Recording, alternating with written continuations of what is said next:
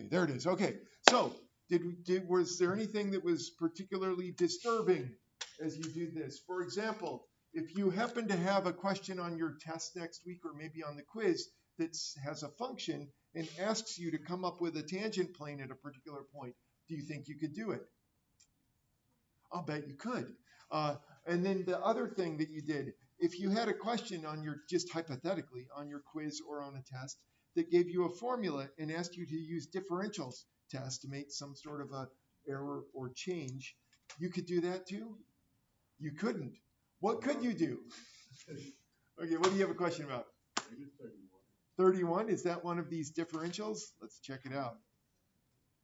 Oh, it is. Okay, so there we go. Give me a sec, because I don't like having to write on this when it's not much room. So give me a second here.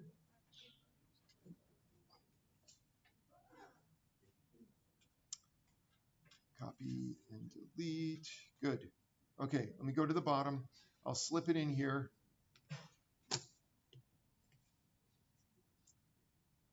There it is. It's huge. Okay, so Daniel wants to talk about, oh, sorry, it just got black all of a sudden. Daniel wants to tell us about number 31. So here it is. And so it says that we're supposed to compute delta z and dz. So let's deal with dz first, because that's the differential. That's the one that is useful for finding, approximating errors, approximating changes, etc. So dz we'll do first. So Daniel, do you remember how you do dz or how you compute it if you have a function like this? What's the derivative of that function with respect to x?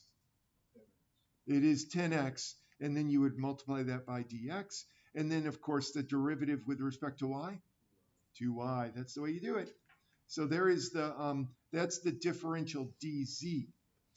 Now we can actually plug this in right here. dz, this is x and y. Oh, no. Yeah, that's x and y.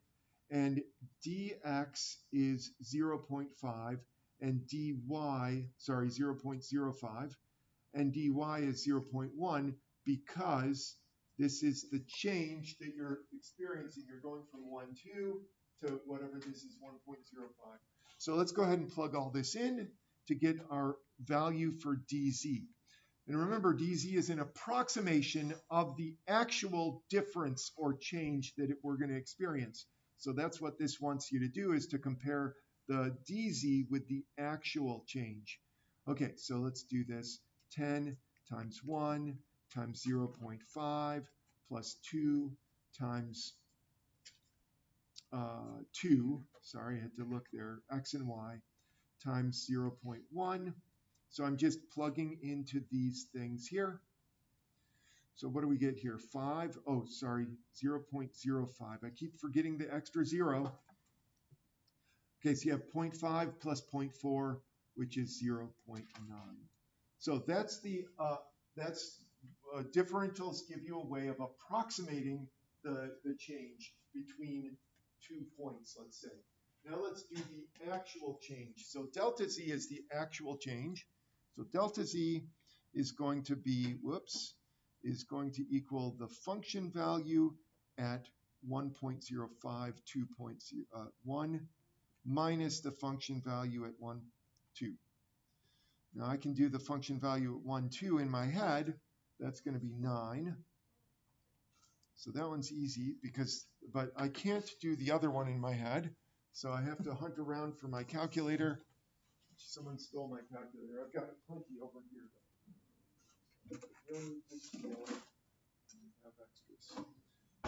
Okay, so all I'm doing here is I'm plugging these two numbers into this function up there. So let's see, it's 5 times 1.05 squared plus 2.1 squared. All right, yeah, that's it. And then I got 9.9225. And so the actual value of delta z is 0.9225. So you can compare. This is the approximate, and this is the actual. And they're pretty close. I mean, you're within, what is that, about 4%? No, it's even closer than that. Anyway, I guess it's more like 3%. So you're 3% off the actual value, your approximate value, and it's easier to compute. That's the idea. So that's all you're supposed to do. And on the quiz, I do something similar, although I don't have you compute the delta z. I just have you do the dz. Actually, it's not dz, it's de, but whatever. You'll see. All right, anything else? You can do your tangent planes. You can do your dz's and dx's, your differentials. All right, if we're happy, we're moving on. Let's do it. So here, I'll grab this. Gradient. Let's go back here. Let's go to the middle. Oh, let's go to the back. I always take like the back. There you go. Join. Here's not enough. There's 3. I'll give you 1. 1, 2, 3, 4. You want these things here. Here's 2. Here's 2 more. Let's right over. Here's a couple. Oh, just throwing them in here. Here's 2. You tell you just want 1. Wow. Why? Oh, that's like why do I have so many extras? No, this is easy. All right, now I've got enough, and I've got 2 for the 2 delinquents. No, I'm sorry, the 2 people who are sadly absent. Hopefully they won't hear that part. Watch the video.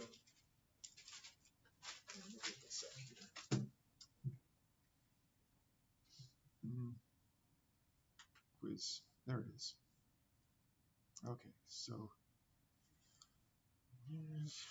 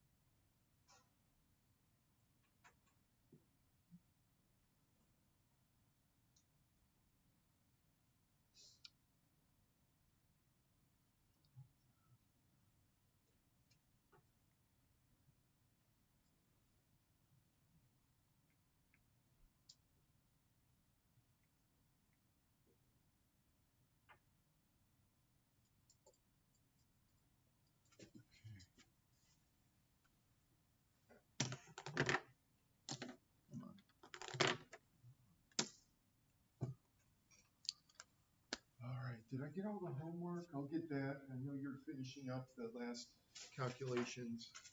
So I'll grab the homework first, and then I'll come back. Quizzes. 5 minutes, right? 9:30. Do it. You can do it.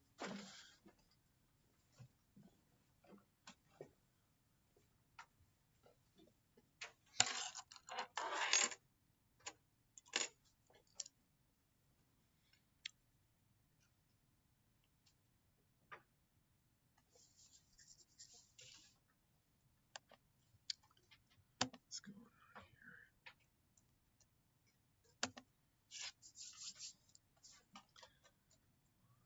I wanna do this.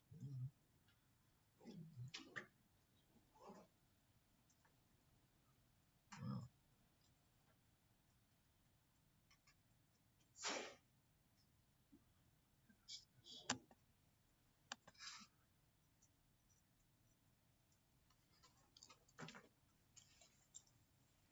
All right, so you're all done. Do you care if you got it right? You know you got it right.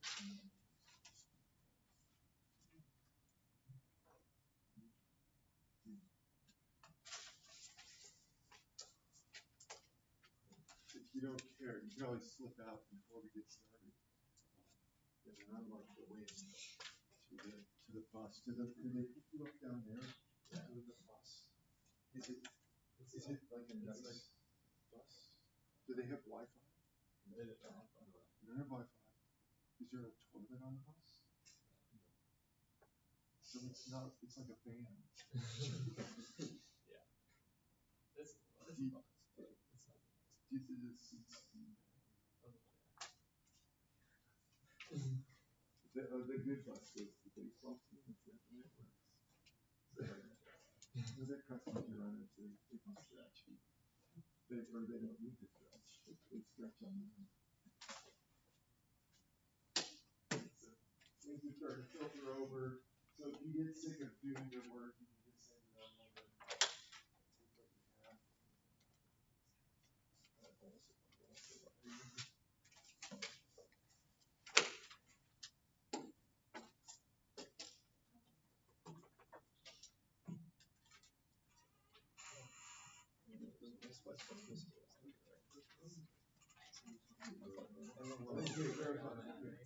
So When you get done verifying. oh, it's gonna be on.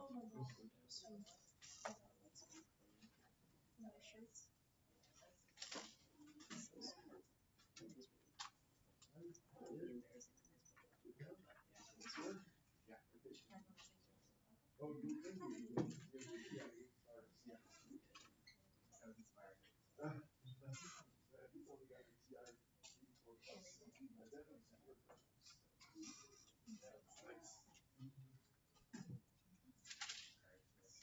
Very nice. I love it.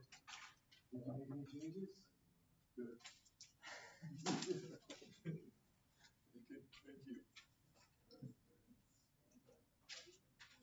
You have no clue what it is? You have clue. Yeah. You don't have no clue. You do have a clue about your name. Are you trying to find a way to make it that's it? You just solve the intervals.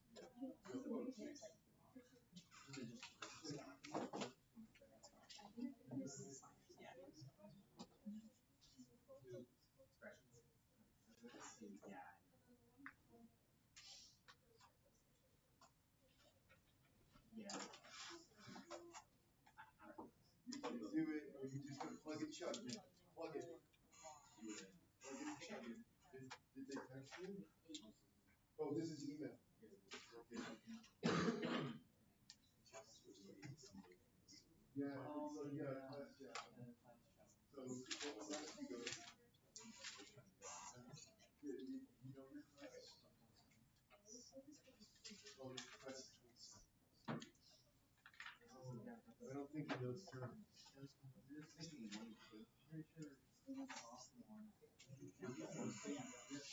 That's your email.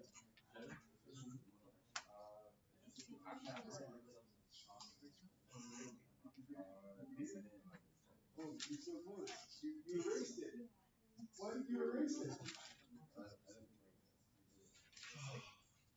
Put something down. Come back and get it. I'm gonna go get these other pieces. Yeah. Put down whatever you erased. I'm sure it's right. Have confidence. All right. Now you got your. You have something. Don't erase it. Oh, no, no.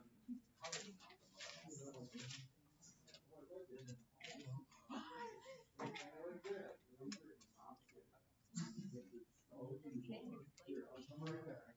It's, Hayden's finishing up. Hayden, come on, you can do it. You've got a number. You've got a number. Oh, but you put a box around the one that you can't finish. You don't know how to use arithmetic. Yeah, leave it like that. That's good. That's good. I know what you mean, and I have sympathy for you that you don't know how to use calculator, but you got something. It doesn't have to be simplified. This guy didn't simplify. Yeah, that looks good. Good enough. All right. All right, I think I got them all now. After ripping out the staples.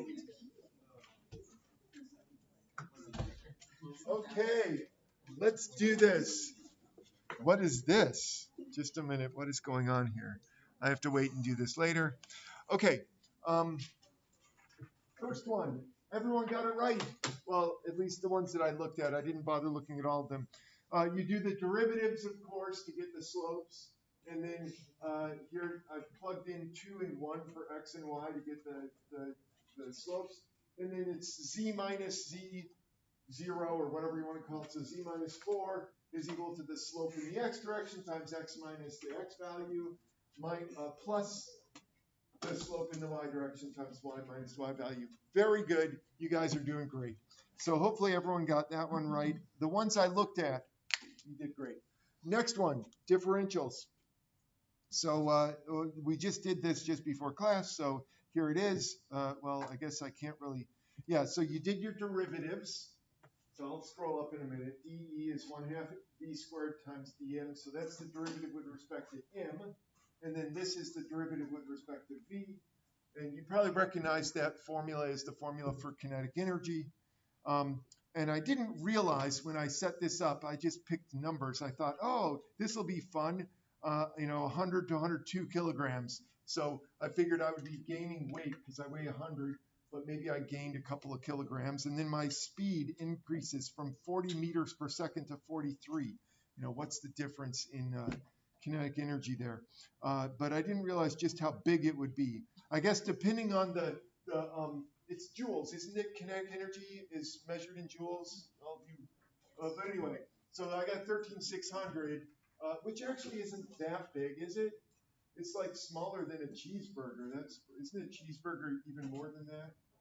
Yeah, I forget what the conversion is. It's like 6 joules to the calorie, but cheeseburgers are measured in kilocalories. But whatever it is, let's see. Yeah, you see what I did here is I took this. I took my information, which is given up there, sort of. I mean, you can say dV is, you're changing 3, and then plugged it in, and that's what I got. So I saw a bunch of 13,600, so nice work. But if you got this wrong, it's okay, because you'll get it right on the test next week. And this is worth nothing, so we don't even care about it. Okay, what are we doing today? I don't know. Let me go back. Not that. We're not doing typical normal curves, are we? Hold on a sec. Chain rule. That's what we're doing. Oh, this is such an easy day. I'm so happy because I just want to go home. Okay, so, and I know these guys, they're already gone. So we're doing the chain rule. You know what the chain rule is, don't you?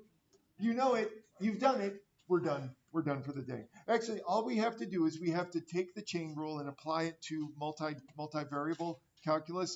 Let me just prove to you that you know the chain rule. Do the derivative of the sine of x squared. Oh, you know what we could do is we could do this as well. Do the derivative of the sine of x squared. I know the way I said it is the same, but it's definitely different. Yeah, do those two derivatives just for fun. And that will illustrate, to me at least, that you know the chain rule. So take a minute. I know someone's going to be like, please don't ask me. Let me find out. Who do I get to ask? Random person. Here we are. All right. Christopher, do you know the derivative of the sine of x squared? All right, very good. So I'm going to write this backwards from the way Christopher said it. Christopher said it perfectly. The only reason is because when you do the chain rule, you probably do it like this. You say, what's the derivative of sine? The derivative of sine is cosine. Don't mess with the stuff in the parentheses. And then you do the derivative of the stuff in parentheses, and you put it outside. So there's the chain rule. Very nice. That's beautiful. Let's just do this. I don't know why I decided to do both, but why not? We can do that. Let's see. What do we got here? Cooper Stiegel. What do you think? What's the derivative of the sine of x quantity squared? Oh, he's not even here. Where did he go? Is he hiding? Okay, I'm going to, when he comes back, Cooper Claggett. Cooper, what do you think? What's the derivative of sine of x quantity squared? Beautiful. So here, when you do this, you think, okay, you've got something squared, and so the derivative is going to be 2 times that something to the first power. Perfect. And then now let's deal with what that something is. That something happens to be the sine of x, and then it is the derivative of sine is the cosine. And so I know I wrote it slightly different, just like with Christopher's. I did it a little different than the way Cooper said it, but only to emphasize that you're using the chain rule. That's the chain rule. So we're pretty much done for the day. Well, not quite, because we have to apply this to multivariables. And so in multivariable calculus, the chain rule looks just a little different, not terribly different. So here's the sort of thing that you're going to see. Here's the single variable version of the chain rule. The multivariable version of the chain rule looks suspiciously like differentials. In fact, it is the same. It basically comes directly from the differential formula, except for instead of doing dz, I'm doing dz over dt. So dz over dt is the derivative of z with respect to x times the derivative of x with respect to t plus the derivative of z with respect to y times the derivative of y with respect to t. Let me just emphasize how similar this is to differentials. If I had this, z is a function of x and y, I would say that dz, back for last night's homework, dz would be f sub x times dx plus f sub y times dy. Okay, that looks bad. Good enough. Okay, so that's the way you did differentials. This is the same. Check it out. dz over dt. F sub x, that's the derivative with respect to x. dx, well, there's dx over dt. F sub y, that's the derivative with respect to y, and dy. So there it is. Okay, now that we've got that out of the way, you might wonder, why do we care? Well, here's one of the reasons why we might care, is you have something like this, where you're given a surface. I can show you the surface in just a minute, and I want to find the derivative of that surface when you're on this curve. Now, I know that this is kind of hard to picture, so let me show you what this is. So here is the surface. So there's that surface. This is the actual surface that I graphed on the computer. Actually, I probably graphed that a decade ago when I graphed this, but the graph still is valid. You can see it kind of undulates. It's this weird, you can imagine this being like you're in a national park walking through some field, and you've got a hill up here, a valley going down to a river. It's so beautiful. But anyway, so this is the surface. Now let us superimpose x equals cosine t and y equals sine t on that surface. And here's what you get. I don't know if you can see it appearing there, but you have this. Now, at first you might say, well, how is that that? Well, if you look down on a map, like imagine looking downward on this surface, this cosine t, sine t, that's a circle. But of course, you're going up and down hills. So this might be a trail in this national park. As it goes down the hill, down further, you get to see the river. Then you go up over this little peak, and then down again, and then up. It's such a wonderful hike. I'm sure you would want to do it multiple times. But anyway, getting back to this, let's compute dz over dt. Oh, one more thing, as long as we've got it, I can take the surface away, and this is that actual curve. So when I say what is dz over dt, what it's really asking for is, as you're walking along this path, are you going uphill or downhill? How steep is the trail? That's what we're doing here. So that's what we're going to do. Let's go ahead and do this. It's so easy. So you're going to do the chain rule for this thing. And I'm just going to put this on Notability so I can write more. So give me a minute here. But go ahead and do the chain rule. Come up with dz over dt. Copy and delete. Okay, hold on a sec. Just got to put this here. There it is. It's so beautiful. Oh, you know what might help is if I had the formula for dz over dt, because you might not remember, even though I say it's just exactly the same as the differentials, you might not remember it. So let me go back. I'll grab that formula. Here it is. So, and all we really care about is the formula in the middle. Hold on a sec. And I'll paste it into Notability so that you can look at it and gaze upon it as you work this out. Let's go back here, and I'll put it right there. Ooh, it's gigantic, not small.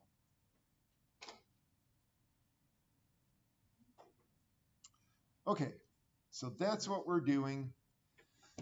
Okay, now I'm noticing something about this formula. One of the things I notice is that it has several components to it.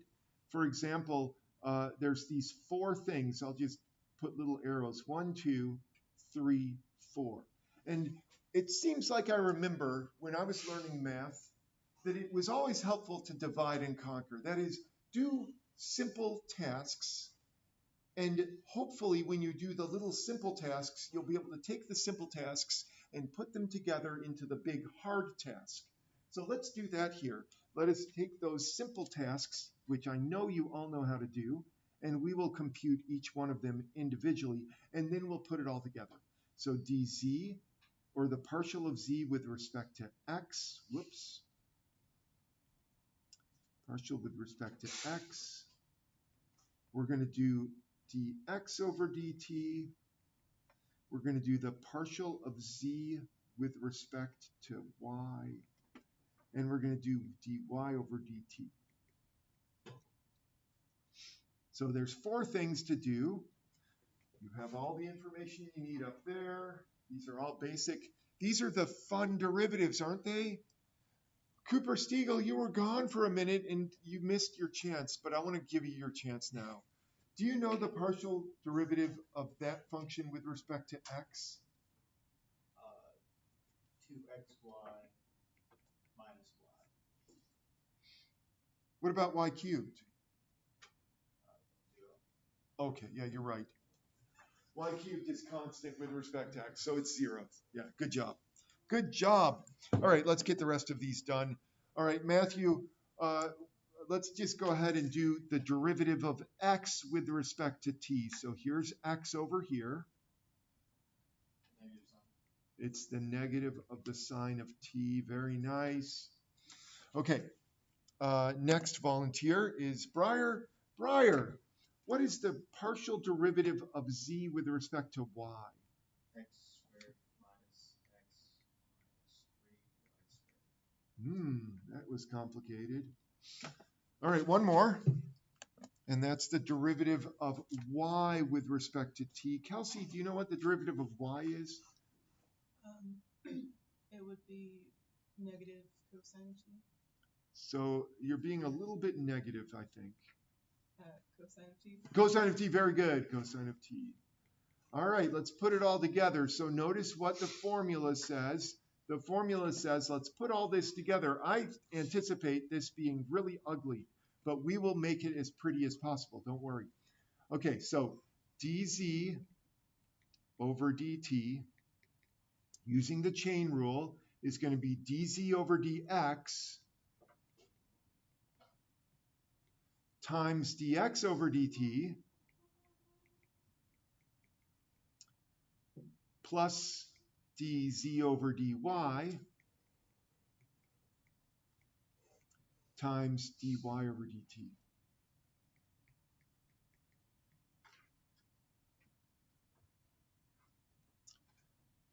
I'm not done. I don't like this. I don't know about you, but this is terrible. Let me just explain what I don't like about this. First of all, this is dz over dt. It's a derivative. This is not a partial derivative. It is a derivative, dz over dt, like single variable calculus. But when I get over here, I've got variables coming out of my ears. I've got an x and a y and a t. It looks to me more like a multivariable situation on the right. The left, though, looks single variable. So I don't like it that there are x's and y's and t's. You know what? The important variable is t. Whenever you have a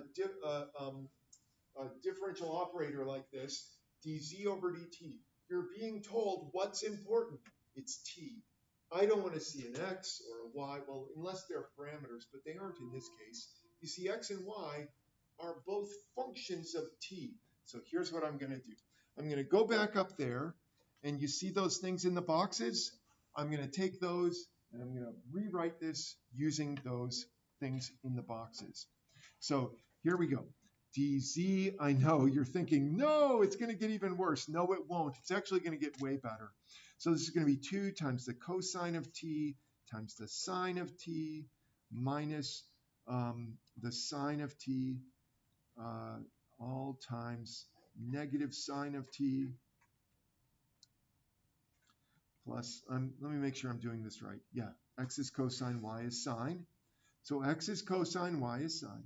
So this will be cosine squared t minus the cosine minus 3 times the sine squared all times the cosine. Okay, I admit that is kind of ugly, isn't it? But at least it's all just t's. And honestly, if I was actually going to do anything more with this, actually I do have to do at least one thing more with this. But if I was going to do a lot more with this, I would probably try to simplify this, that is multiply through, combine like terms. And it would not surprise me if some of this stuff canceled or could be combined. You know, the cosine squared plus sine squared trick. So anyway, that's what I would probably do with all of this. In fact, I can see right now you're going to have a cosine times a cosine here and a sine times a sine there. So there may be some nice simplifications. But for us, all I want to do is I just want to point out that that is the slope of this curve. Now, it's not exactly the slope of the curve. It's the rate at which z is changing with respect to t. So what that means is that if you're walking fast around this curve, your rate of change of z with respect to t will be greater than if you're walking slowly, meditatively. So depending on how fast you walk, it will change the rate at which you're going up or down. So it's not exactly the slope of this curve, but it's related to the slope. And it's certainly you can figure out if you're going uphill or downhill. And you might say, well, how fast are you going? Well, that's embedded in this. So I don't want to work it out right now, but we could actually figure out how fast you're walking based on that. You see, because when t goes from 0 to 2 pi, you're going to be going once around the loop. So you just need to know how long is that trail and divide it by 2 pi, and you'll know how fast you're moving. So it may be that you want to move slower than this, in which case you could maybe, let's see, if we reduce this like this, we do 1/10 or a 1/10 there, but that's going to change some of the things further along. So that's what that is. Now let's actually compute a slope just for fun. So let's say, what is the slope?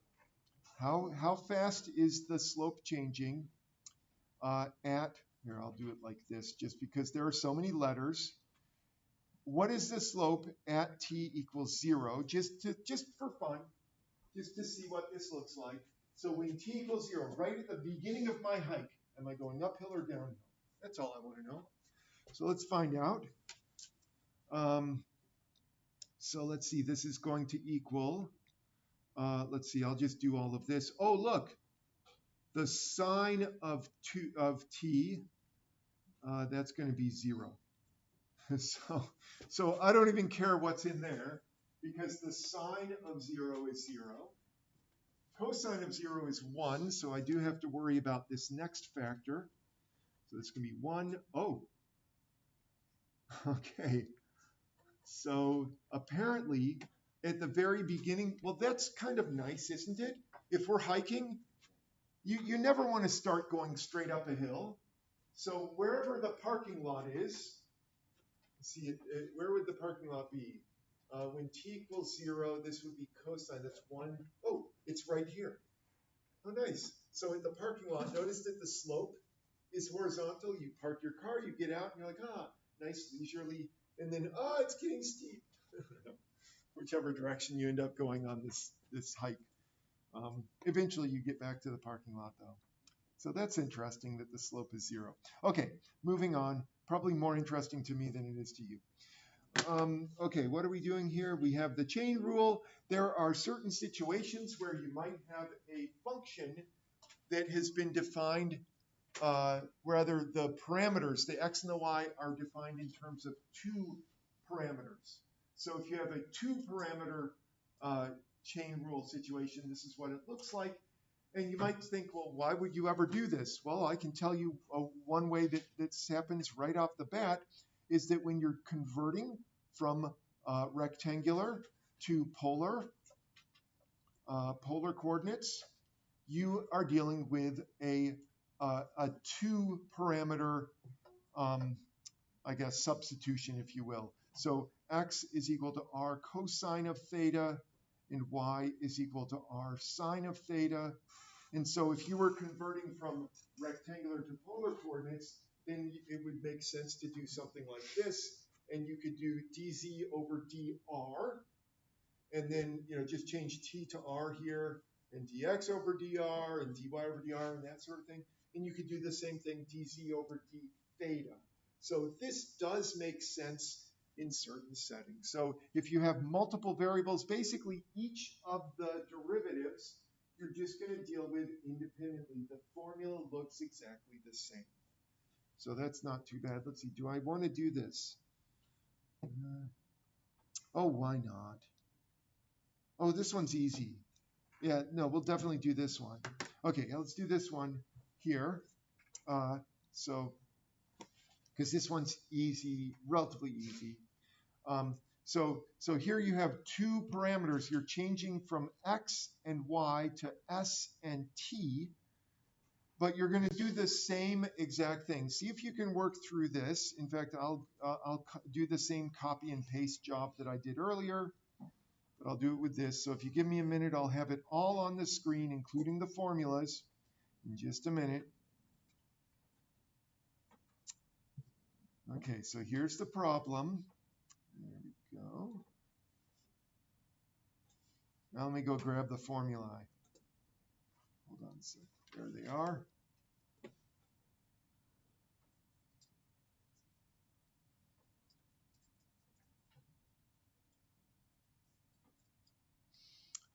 Done, done, done, done. All right, now it's all up there together as one big happy family. It's over. There. All right, so you can kind of see that there's actually 6 things that we're going to have to deal with. Let me highlight them. I know you're looking at that thinking there's 8, but there's 2 that are the same. So this is the same as that. And we'll do this one, which is the same as this. So if you want to, you could do these one at a time, do all 6 of them. Then you have the other 6, the other 4. So I'll write them down over here.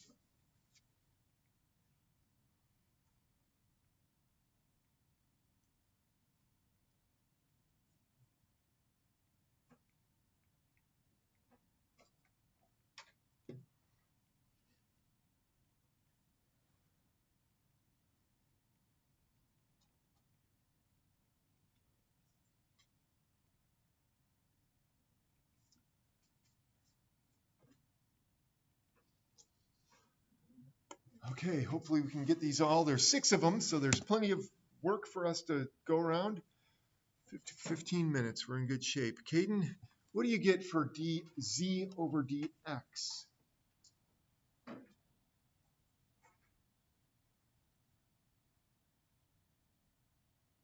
So do you remember the derivative of the arctangent?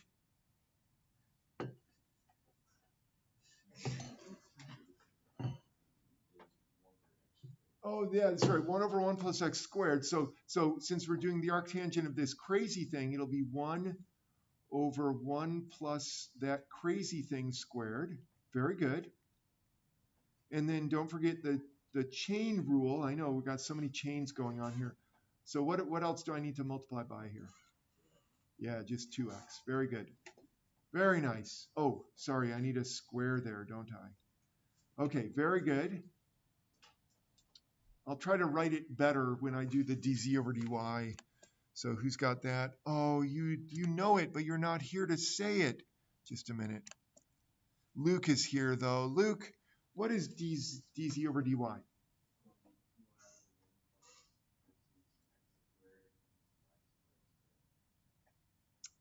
X squared plus y squared squared. Yeah, so notice that Luke did exactly what Caden did, except for he moved that 2y. The 2x could have been moved up here. So the 2y, it's the same thing, same idea. So far, so good? All right, let's deal with these partials for x and y with respect to s and t. Daniel, what's the derivative of x with respect to s? Yeah, natural log of t, very good. And then, Andrew, what about the derivative of x with respect to t?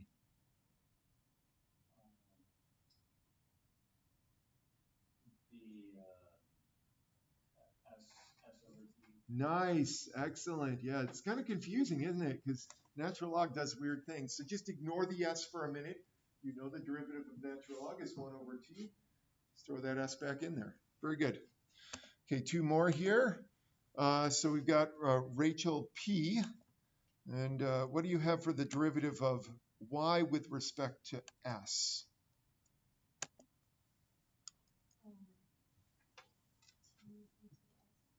Very nice, T. Yes, yeah, these exponentials and logarithms are weird. And then Madison, what about the last one, dy over dt?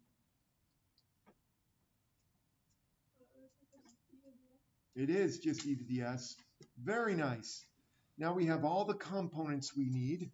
So let's put it all together using the stuff up there to the right. Let's see, I won't make you rattle it off. I'll do it for you. So the first one, partial of z with respect to t is going to be 1. Or no, I'm going to do it the way that whoever it was did it here. 2x over 1 plus x squared plus y squared squared. Oh, I just realized. Sorry, my heart is sinking. I'll explain why in a minute. Okay, it's all right. I'm going to just soldier on. Dx over dt. S over t. Let's get rid of that. 2y, 1 plus x squared plus y squared times e to the s. All right, that's good, almost. You know what I'm depressed about. Is that I have to replace all of the x's and y's with that stuff up there. I know, and actually, I'm just going to wave my hand and say, you know what it would look like. It would look like a big mess. Okay, so let's do the next one. dc over dy is going to be 2 times y. Of course, I'm going to have to replace the y with this eventually. Over 1 plus x squared plus y squared squared times, look at this, I've even given up all hope of writing it looking nice. It's like I just want to go back to bed. Okay, so then this is t e to the s. Okay, good enough for now. But then, yeah, here, do this. Take this stuff and stick it in here. Whatever. Yeah. So it'll look way worse before it looks any better. You probably could combine these since they have the same, oh, let me put my square in there. It's a common denominator. So you could combine it as a single fraction. That might make it look a little bit nicer. Wait a minute, that's not correct. I guess I'd lost all hope at that point. There, that's better. 2x on top there. Okay, yeah, let's do something more fun. Okay, oh yeah, what's fun about this is I had this typed in, and then PowerPoint every now and then says, hey, you know, I think that your slide would look better if you changed it around and made it look like this. I don't know if you've ever done PowerPoint where it's like on the side, it's like, hey, maybe you should consider changing. So I picked one of the ones that it chose, even though it sort of makes sense. And it's kind of clever that it realized that, oh, it's a little bit light up there, but it realized that we were going to use this with this to get this. So I kind of appreciated that. So let us go ahead and see about this. Hold on a sec. I'm going to copy this, and I'll do my best to make it look better when I get over to Notability. Because, the green is a little bit too light, isn't it? So my apologies for that. So let's go back over here and plop it in there. And then can I adjust anything? You would think I could. Let's see, I've got 3 dots. Convert to ink. Well, that didn't work. Huh. Okay, maybe we're just stuck with that. That's weird. I would have thought that there was like an inverse. Well, yeah, they don't have, sadly, anything to repair the damage I've done. But if I zoom in really far, maybe that'll make it better. Sort of. Yeah, that's really hard on the eyes, isn't it? It doesn't look as bad up here. I'll just copy it over. Okay, this is going to be okay. So you have G of UV is equal to F of sine of U plus V times U minus, and UV squared, sorry. Okay, so what we want to do is we want to compute G sub U. And to do that, let's use the formula. Let me write the formula down first. You have F sub U times dx over du. F sub x. F sub x times dx over du plus f sub y times dy over du. Okay, so let's deal with this. So f sub x, does it tell me? Yes, it does. So we'll get there in a sec. Dx over du, though, we don't have that information yet. So this is going to be f sub x. Put that in parentheses like that. Dx over du is the derivative of sine of u, which is cosine of u. And then f sub y, we'll deal with that in a minute, times the derivative of that with respect to u, which is 2 times u minus v. Okay, now what I can do is I can actually compute, that's g sub u. So I want g sub u evaluated at 0, 2. So what this is going to do is we're going to have to compute f sub x evaluated at the sine of, notice it's sine of u up there. X is sine of u. So sine of 0 plus 2. And then this will be 0 minus 2 squared. And then I'm going to multiply this by the cosine of u, and the cosine of u is 0. And then I'm going to add to this f sub y evaluated at the sine of 0 plus 2 and 0 minus 2 squared times, and this is going to be 2 times 0 minus 2. Did I miss something here? Did I miss it? No, I got it all. Yeah, so this is when you see this in your homework, it's going to be a little confusing because it feels like you don't have enough information. But trust me, you do have enough information. Do your best to do your derivatives. And then when you get down here, you can say, wait a minute, the sine of 0 is 0. So this is actually just 2, 4. It's just like I would expect. 2, 4. The f sub x at 2, 4 is 3. So let's put that in there. So this is going to be 3 times the cosine of 0. The cosine of 0 is 1, plus f sub y evaluated at 2, 4. That's given as well. That's 7 times this mess, which isn't very messy. That's negative 4. So my final answer here is going to be negative 25. So I could do the same thing for g sub v. The only difference in the thing here is instead of having cosine of u here, I would have the derivative with respect to v, which is just 1. And instead of having this, I would have negative 2 times u minus v, because that's the derivative of that with respect to v. So you'll have, I think, at least one, maybe just one chain rule problem where they give you stuff like that. And it'll be annoying. Just do your best with it. It'll be fun. All right, is that it? Is that it? Hold on a minute. Is that? Wait, there's one more. What is this? Oh, oh, yeah. I forgot about this. Okay, here. Sorry. Okay, this is super cool. So we'll just do the first one so that we don't have to take forever. So this first one that you see there, I want to find dy over dx. Does anyone remember what this is called, what this technique is called?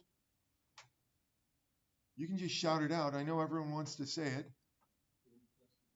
Oh, that's it. That's right, implicit differentiation. And I know you had so much fun doing implicit differentiation because every time I teach implicit differentiation, students are just overjoyed with happiness because it's so much fun. However, there is an easier way. The easier way to doing implicit differentiation is as follows. What you can do is take something like this and rewrite it like this. So you rewrite it so that you have a function of x and y. Now that we have multiple variables, change it to be a function of x and y. And then you're going to use the chain rule. Oddly enough, the chain rule is super easy with implicit differentiation. And I'll just cut to the end here. The answer, or the way that this ends up working out, is we're going to call that big F. Big F is going to be whatever function you get equaling 0. So you got to get everything on one side, 0 on the other. So anyway, this ends up being f, oh wait, which one is it? The derivative with respect to x goes on top, and the derivative with respect to y goes on the bottom. So this ends up being, and this is actually an application of the chain rule, is this thing. Let me just double check that I've got that in the right order. There it is. Oh, the negative. Yeah, I forgot the negative. So there's the formula, the negative. It would have come out eventually that I forgot my negative. So if you do the chain rule, you might say, well, where is this? How's this related to the chain rule? Whoops. It's related because of this, is you just have, if you do the derivative of z with respect to x, if z equals f of x and f of x y equals 0, then that's 0. This ends up just being that. This ends up being this. And rearranging, solving for dy over dx gives you this. So let's go back here and do this. This one, it's so easy to do implicit differentiation this way. I don't know why we don't teach it this way in Calc 1. Well, I do because it's not multivariable calculus. But let's go ahead and do this. This is super easy. 2xy minus 17. On the bottom, I've got x squared minus 3y squared. And so that is just going to be 2xy minus 17 over x squared minus 3y squared. Done. So you don't need to fear implicit differentiation anymore. You can do it super quickly. Look at that. We're all done. And the cross-country runners are probably excited to be able to watch this. Have a great weekend. I've stopped recording if you want to comment.